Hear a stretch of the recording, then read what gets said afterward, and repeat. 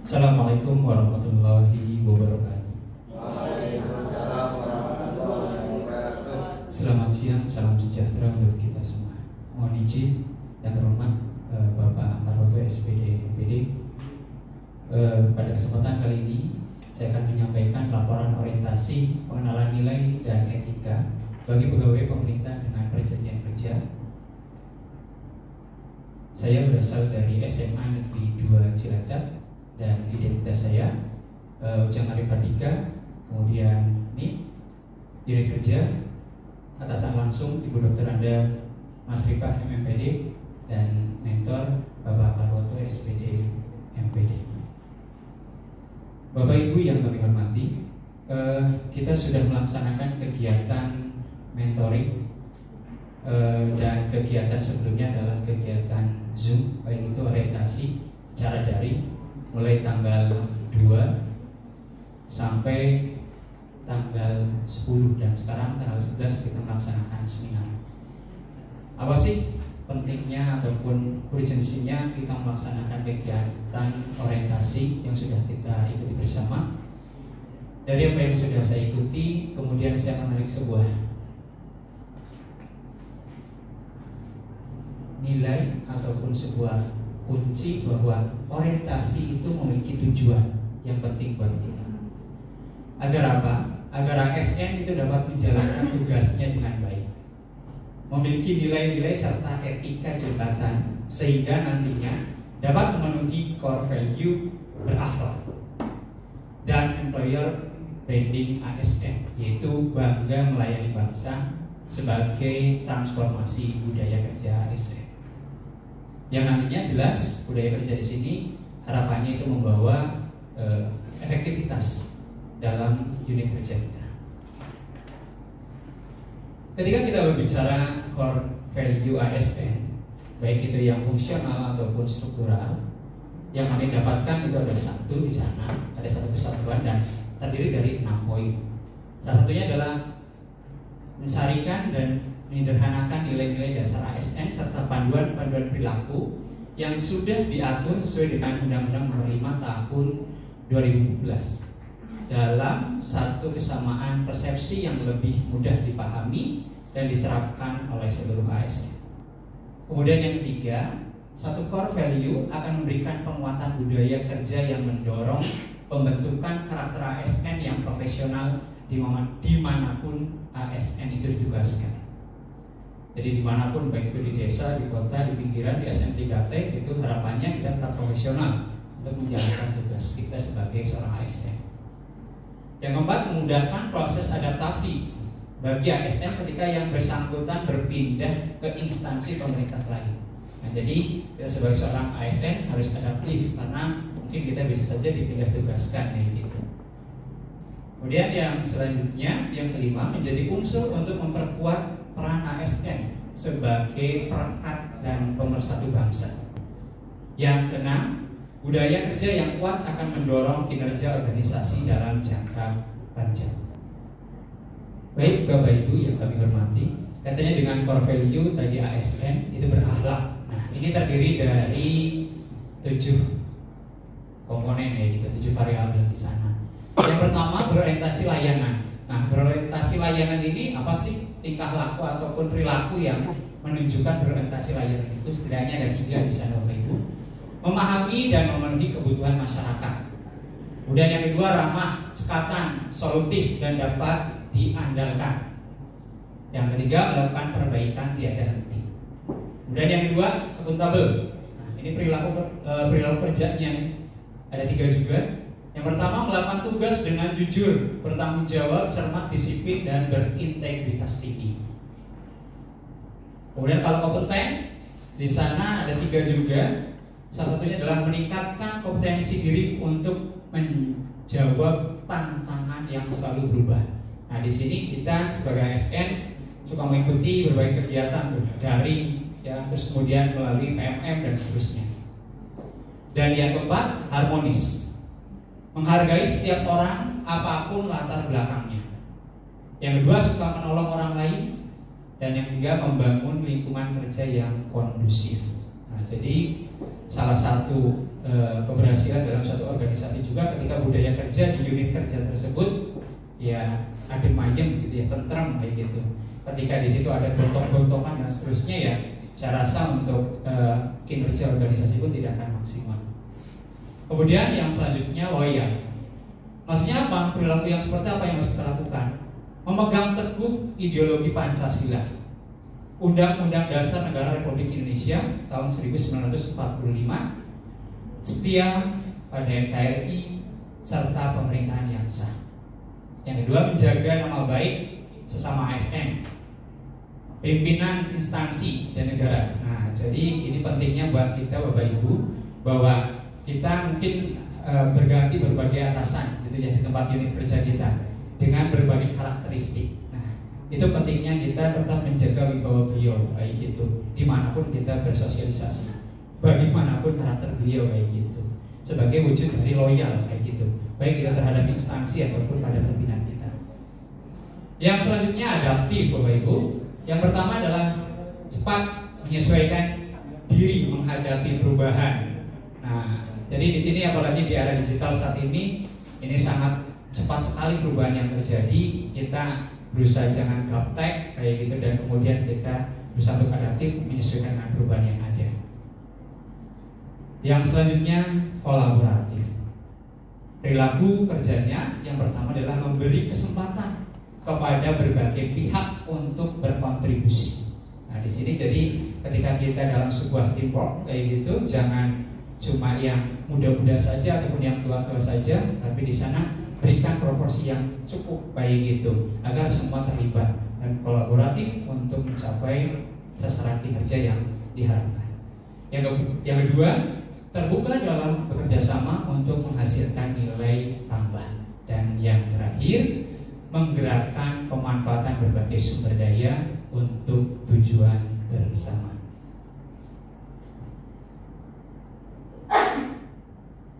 Bapak Ibu, saya tampilkan kaitannya dengan visi misi. Di sini visinya saja ya, visi dari Provinsi Jawa Tengah kayak gitu. Yang mana visi dari Provinsi Jawa Tengah ini nanti akan di breakdown menjadi visi dan misi unit kerja kami, yaitu SMA Negeri 2 Cilacap. Visi Provinsi Jawa Tengah, Jawa Tengah yang mandiri, maju, sejahtera dan lestari.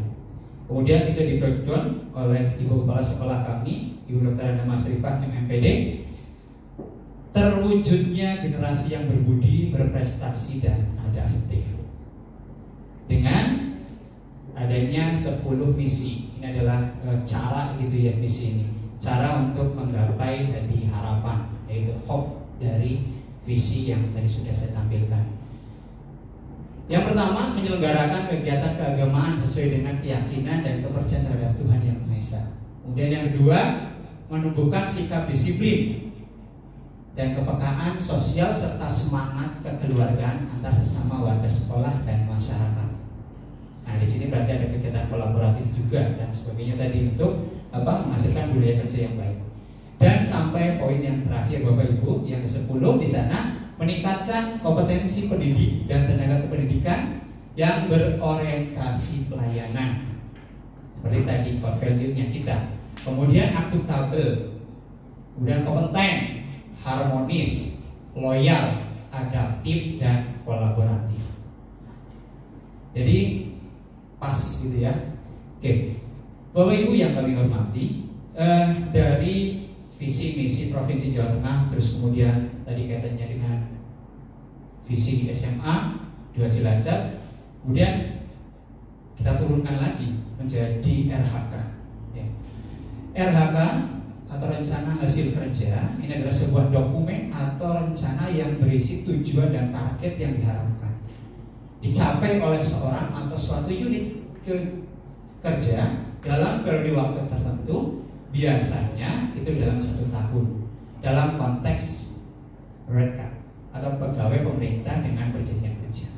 RHK ini juga mencakup perencanaan kegiatan, indikator kinerja serta hasil yang diharapkan dari pelaksanaan tugas dan tanggung jawab yang diberikan kepada pegawai tersebut.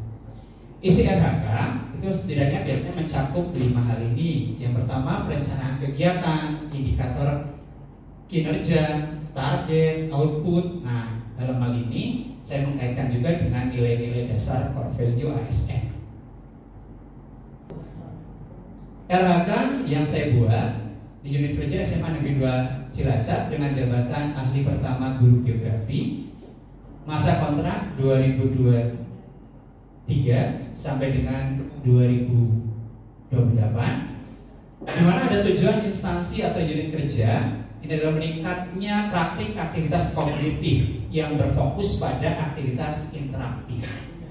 Rencana hasil kerja atasan langsung yang saya intervensi, guru melakukan upaya pembelajaran yang memfasilitasi kolaborasi dan komunikasi antar peserta didik untuk meningkatkan efektivitas pembelajaran. Nah, Bapak Ibu, sebenarnya RHK yang saya buat banyak, cuma fokus kita hanya ada 5. Salah satunya nanti ada yang saya tampilkan. Yang pertama, tersusunnya kurikulum operasional satuan pendidikan yang berorientasi pada peningkatan pembelajaran partisipatif. Rencana hasil kerjanya tersusunnya kurikulum KWSP sebagai acuan peningkatan pembelajaran, indikator kinerja individu, tingkat kontribusi dalam penyusunan dokumen KWSP dengan standar yang digunakan. Kegiatan dan tahapannya merencanakan, kemudian ikut terlibat dalam penyusunan KWSP itu. Outputnya apa? Dokumen KWSP. Dan di sana saya kaitkan dengan nilai berakhlaknya adalah kolaboratif, di mana saya membantu dalam merencanakan penyusunan KWSP. Yang kedua, terkelolanya pelaksanaan pembelajaran yang berfokus pada implementasi KWSP. Kemudian rencana hasil kerjanya terlaksananya pembelajaran melalui perencanaan dan perangkat pilihan yang mengacu pada kurikulum operasional satuan pendidikan. Outputnya dokumen pelaksanaan pembelajaran, dan nilai berakhlaknya di sana yang saya lakukan adalah kompeten karena sesuai dengan bidang studi saya. Kemudian berorientasi pelayanan, saya mencoba memberikan sikap yang ramah dan pelayanan yang baik terhadap peserta didik saya. Akuntabel, gitu. Kemudian dan yang keempat itu adalah adaptif, dengan menggunakan berbagai teknologi dalam pembelajaran dan asesmen. Yang ketiga, terkelolanya kegiatan pengembangan kompetensi guru tenaga pendidikan. Nah, di sini dengan melakukan kegiatan praktik baik. Nah, ada 5 dokumen yang saya targetkan. Di sana cakupannya adalah ataupun outputnya itu adalah sertifikat, dan nilai berakhlaknya adalah kolaboratif.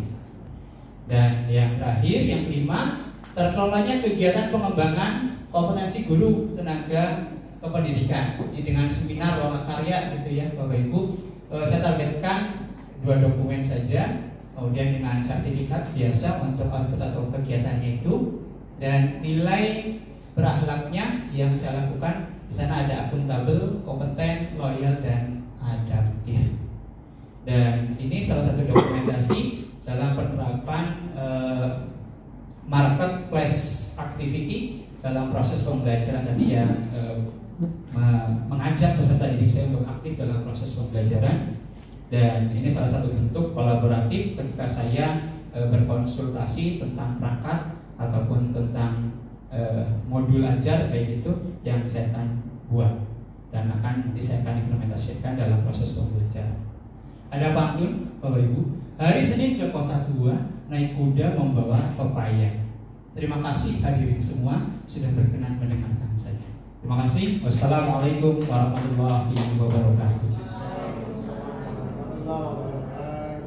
Terima kasih kepada Pak Ujan. Selanjutnya bagi Bapak Ibu yang akan bertanya dipersilakan. Terima kasih atas waktu yang diberikan oleh moderator. Saya Bapak Ibu izin bertanya kepada Bapak Ujang. Tadi sudah disampaikan terkait dengan RHK. Mungkin ada beberapa hal ya yang perlu saya tanyakan. Pertanyaannya cukup singkat. Menurut Anda sendiri, seberapa penting RHK bagi seorang ASN? Terima kasih. Baik, terima kasih Bapak Fauzan Zain, SPDI. Kaitannya dengan RHK ini menurut saya sangatlah penting kayak gitu.